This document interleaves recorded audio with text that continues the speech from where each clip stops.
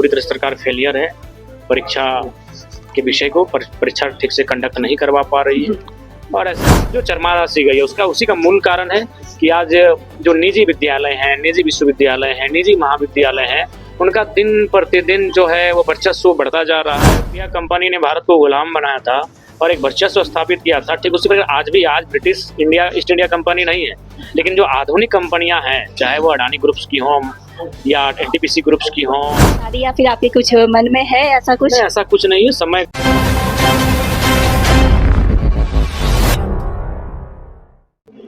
इस वक्त हमारे साथ खास बातचीत के लिए मौजूद है डुमरी विधायक जयराम माधव जी। सीधा इनसे जुड़ेंगे, राजनीति मुद्दे पे तो चर्चा करेंगे ही, साथ ही इनसे इनके थोड़े पर्सनल लाइफ पे लेकर भी बातचीत करेंगे। तो सीधा जुड़ते हैं, बातचीत करते हैं। जयराम जी, सबसे पहले आपके हमारे चैनल में स्वागत है। धन्यवाद जी। जिस तरह से अभी नीट का पेपर का हुआ था, लीक हो गया था, उसके बाद दोबारा नोटिस जारी करके एग्जाम लिया गया था, यहाँ तक कि टेलीग्राम बंद किया गया और फोर्स भी लगाए गए।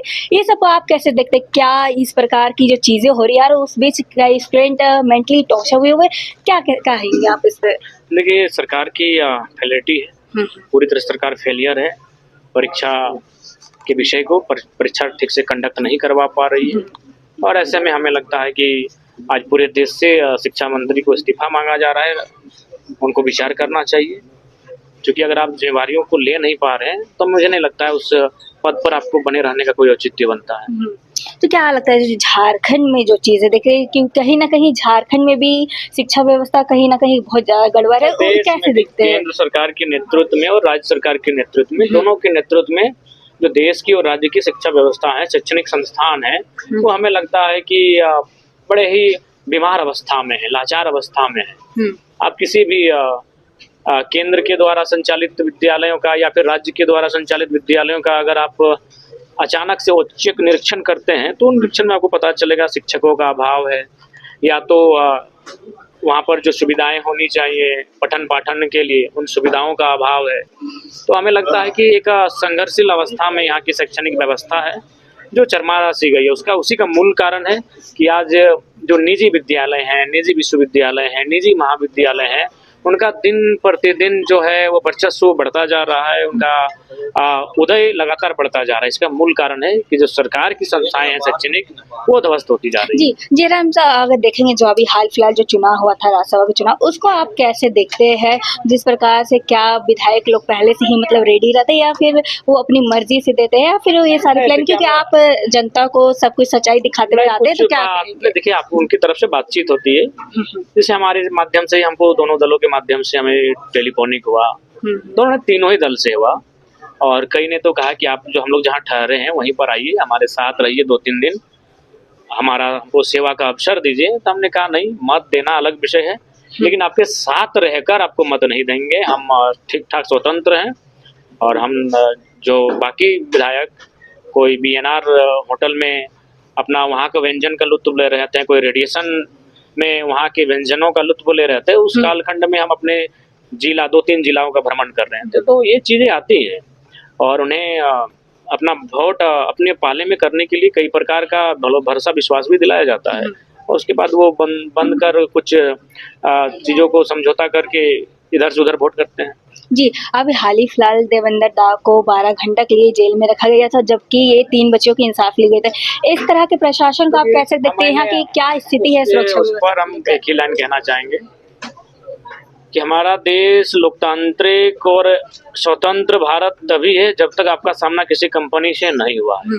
जिस प्रकार ब्रिटिश ईस्ट इंडिया कंपनी ने भारत को गुलाम बनाया था और एक वर्चस्व स्थापित किया था, ठीक उसी प्रकार आज British India east India company नहीं है, लेकिन जो आधुनिक कंपनियां हैं, चाहे वो अडानी ग्रुप्स की हों या एनटीपीसी ग्रुप्स की हों या टाटा ग्रुप्स की हों, अगर उनके खिलाफ भी आप अगर आवाज बुलंद करते हैं रैयत विस्थापित या कोई अन्य मांग को लेकर, तो फिर आपको ये आभास हो जाएगा कि आप वहाँ पर लोकतंत्र नहीं है और वहाँ पर स्वतंत्रता भी नहीं है। जी। ये मेरी बात की लोग आलोचना कर सकते हैं, लेकिन जो आलोचना घर बैठे करेंगे वो धरातल पर जाकर अगर देखेंगे तो जहाँ कंपनी है वहाँ स्वतंत्रता और लोकतंत्र की बात आप नहीं कर सकते। वही देवेंद्र जी के साथ तमाम उन आंदोलनकारियों के साथ हो रहा है जो कंपनियों के खिलाफ जाकर आवाज बुलंद कर रहे हैं। इसलिए देखिए सभी नेताओं ने कंपनियों पे बात करना छोड़ दिया। हम ही लोग हैं जो उनके द्वारा किए गए जुल्मों पर भी विधानसभा हो या सड़क हो मुखर होकर बात उठा रहे हैं। जी, 2029 में जो चुनाव होने वाला, क्या जेलकेम पार्टी जेएमएम या बीजेपी के साथ नजर आ सकता है या सिर्फ जेलकेम देखिए, पार्टी हमें ही लगता है रहेगा? कि 2029 में झारखंड नहीं भारत की राजनीति में एक नया करवट आएगा।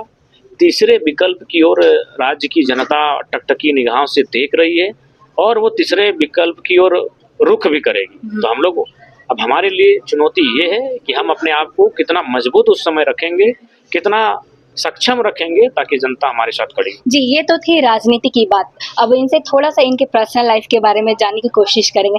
जयराम दा, अक्सर आपकी दादी जी का एक वीडियो काफ़ी ज़्यादा वायरल हुआ था, मतलब देखने को मिलता है कि वो आपके शादी के इंतज़ार में रहती।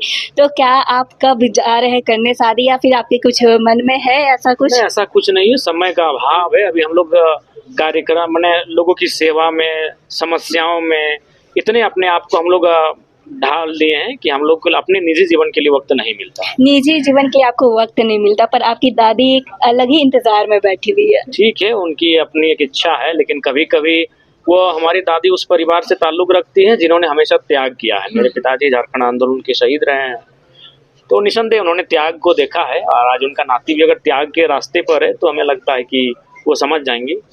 जी, एक और आखिरी सवाल रहेगी। देवेंद्र दा, अक्सर मतलब इंडिया में ये चीज़ देखा जाता है कि कास्टिज़्म को बहुत ज़्यादा देखा जाता है कि अभी भी लोग यहाँ पे शादी अगर करते भी तो कास्ट दे के करते हैं या फिर कोई भी धर्म इस तरह का नहीं रहता है। तो क्या अगर आप फ्यूचर में शादी करते तो क्या आप भी कास्ट देख के करेंगे या फिर आप एक अलग मैसेज, एक अलग पेश करने देखिए, जाएँगे आप आप? सबसे पहला बात है कि जो एक होता है प्रेम, एक होता है परिणय हुँ, और सामाजिक दृष्टिकोण से अगर देखा जाए तो दोनों में भारी अंतर है। हुँ, प्रेम करना आपका निजी विषय है। जब आप प्रेम करते हैं तो बिना किसी मर्ज़ी के, बिना किसी के दबाव में अपनी इच्छा से, स्वेच्छा से एक व्यक्ति की ओर उसे प्रेम करने लगते हैं। लेकिन जब परिणय की बात आती है तो परिणय आपका व्यक्तिगत निर्णय नहीं होता है। परिणय परिवार का निर्णय होता है, परिणय समूह का निर्णय होता है, परिणय कुल का निर्णय होता है। तो प्रेम और परिणय में काफ़ी अंतर होता है और ऐसे में जो भारत की व्यवस्था है, उस व्यवस्था में कई ऐसे रिश्ते दम तोड़ देते हैं जो प्रेम को परिणय में तब्दील करना चाहते हैं या परिवर्तित करना चाहते हैं। जी।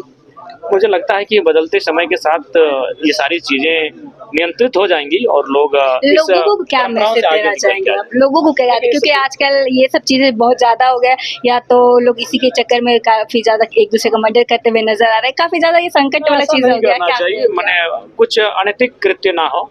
बाकी स्वतंत्र भारत है और ये किसी के साथ आपको अपना जीवन यापन करने का अधिकार देता है, अगर आप बालिग हैं तो जी, आप बहुत-बहुत धन्यवाद। ये थे हमारे साथ जयराम माथुर जी। जैसा कि इन्होंने कहा है, तमाम मुद्दे पे इन्होंने अपनी प्रतिक्रिया दी है। जिस प्रकार से इन्होंने अपनी राजनीति के बारे में बताया, साथ ही अपने पर्सनल लाइफ के बारे में बताया है कि किस तरह से वो निजी लाइफ के बारे में बोले। अब देखने वाली बात होती है कि आगे क्या होता है, फ्यूचर में क्या होता है। फिलहाल के लिए इतना ही। ऐसे अपडेट के लिए बने रहे न्यूज़ रांची मेल के साथ। धन्यवाद।